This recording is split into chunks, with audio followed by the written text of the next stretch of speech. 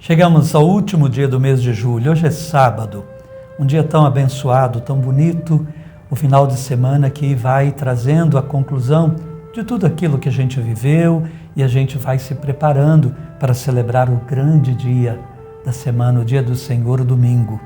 Nunca se esqueça, eu gosto sempre de lembrar e o tenho feito aqui de modo sistemático. Domingo é o dia do Senhor. Precisa muito ser recuperado, principalmente entre os cristãos, para que depois se irradie na sociedade. Domingo é o dia do Senhor, é o dia do descanso, o dia da família, não é o dia para fazer dele um dia comercial, não é? Acima de tudo, ser cristão e viver como cristão também nessas coisas. Vamos ao Evangelho de hoje, Mateus capítulo 14, versículos de 1 a 12. Em nome do Pai, do Filho e do Espírito Santo. Amém. Naquele tempo, a fama de Jesus chegou aos ouvidos do governador Herodes. Ele disse aos servidores: é João Batista que ressuscitou dos mortos, e por isso os poderes miraculosos atuam nele. De fato, Herodes tinha mandado prender João, amarrá-lo e colocá-lo na prisão por causa de Herodíades, a mulher de seu irmão Filipe. Pois João tinha dito a Herodes: não te é permitido tê-la como esposa. Herodes queria matar João, mas tinha medo do povo, que o considerava como profeta. Por ocasião do aniversário de Herodes, a filha de Herodíades dançou diante de todos e agradou tanto a Herodes que ele prometeu com juramento dar a ela tudo o que pedisse. Instigada pela mãe, ela disse: dá-me aqui num prato a cabeça de João Batista. O rei ficou triste, mas por causa do juramento diante dos convidados, ordenou que atendessem o pedido dela e mandou cortar a cabeça de João no cárcere. Depois a cabeça foi trazida num prato, entregue à moça, e esta levou para sua mãe. Os discípulos de João foram buscar o corpo e o enterraram. Depois foram contar tudo a Jesus. Palavra da salvação, glória a vós, Senhor. João Batista, o grande precursor, aquele que veio preparar os caminhos do Senhor. Precursor na vida, mas precursor também na morte. Nasceu primeiro, 6 meses antes que Jesus, e morrerá primeiro, concluindo a sua obra que prepara a obra definitiva e suprema, a obra de Cristo. João é essa voz que clamará que é preciso converter-se, que é preciso mudar de vida, porque o encontro com o Senhor precisa ser feito num coração novo e precisa então, a partir daí, gerar o homem novo e o mundo novo que Deus deseja tanto, mundo de justiça e de paz, onde reina a verdade, onde reina a vida para todos. Mas não é assim que pensa Herodes e a sua corte. Herodes encarna bem a figura dos que não pensam na vida de todos, mas na sua própria vida, no seu próprio bem-estar a qualquer preço.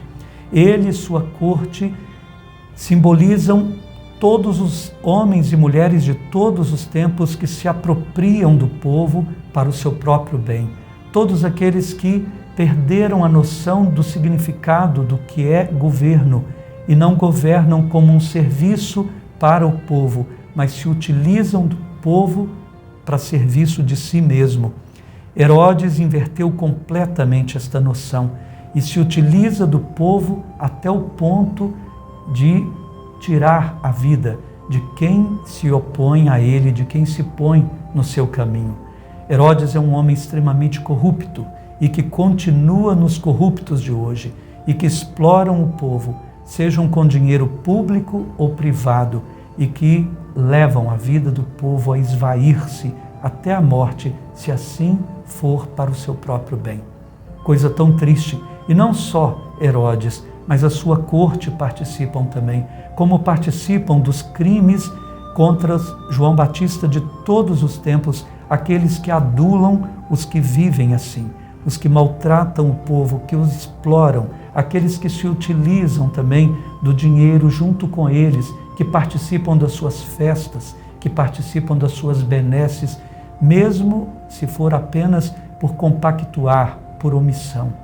Herodes, que continua matando e uma morte que não se cala, como não se calou a morte de João Batista. Aquele homem incomodava, tempos depois, Herodes. É assim que acontece.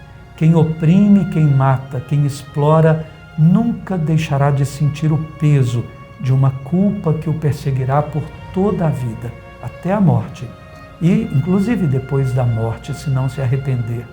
É muito grave isso. Herodes vivia cheio de culpa. Ele sabia que tinha matado um justo por causa dos seus prazeres, por causa da sua imoralidade, por causa da sua vida de luxos e de luxúrias. Meus irmãos, como temos que rezar por todos os que nos governam e por todos nós, para que não nos prendamos em desejos tenebrosos, para que não usamos do que está à nossa disposição para explorar pessoas. Todos nós somos passíveis de corrupções. Rezemos, portanto. Deus, nós rezamos hoje por todos aqueles que têm o encargo de governar na política, de governar na igreja. Rezamos por todos nós, Senhor. Ajuda-nos a não deixarmos pequenas corrupções irem entrando no nosso mundo, na nossa alma, no nosso jeito de viver, porque elas atraem as grandes corrupções. Senhor, que a gente nunca compactue com o erro, que a gente saiba se arrepender dos pecados, que a gente esteja sempre aberto à necessária conversão que o Senhor tanto falou por meio de João e com a qual o Senhor abriu com essa palavra, com esse chamado, o próprio Evangelho de Marcos. Ajuda-nos, Senhor, a vivermos a Tua proposta e não a mundanidade, como tem bem nos lembrado o Papa Francisco. Por Cristo vos pedimos. Amém. O Senhor esteja convosco. Ele está no meio de nós. Desça sobre você, sobre sua casa, sobre sua família, a bênção de Deus Todo-Poderoso, Pai, Filho e Espírito Santo. Amém. Fiquem com Deus. Bom final de semana.